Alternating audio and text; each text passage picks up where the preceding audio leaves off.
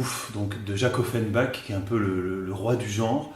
L'opéra bouffe, c'est pas nécessairement qu'on va vous servir à manger à l'entracte, c'est que bouffe vient de l'italien buffo, bouffonne et bouffon, donc on est là pour en principe rigoler.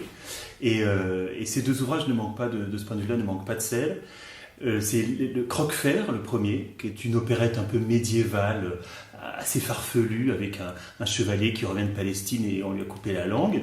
Et puis ensuite, l'île de Tulipatan, qui traite de la question du genre, une question presque d'actualité, puisque on va découvrir l'histoire d'un jeune prince qui s'avère en fait une princesse et qui a donc un petit peu de mal à assumer son rôle masculin. Et puis à l'inverse, une princesse qui n'aime pas la couture ni le piano, mais qui veut partir à la chasse, et pour cause parce qu'il s'avère effectivement que c'est un garçon. L'opérette et l'opéra bouffe, donc parfois c'est de la belle et grande musique, il faut le savoir. L'avantage aussi, c'est que c'est tout en français et que c'est fait pour être extrêmement compréhensible, capté par le spectateur en temps réel, tandis que l'opéra italien ou l'opéra allemand, on le déchiffre plus qu'on ne le comprend.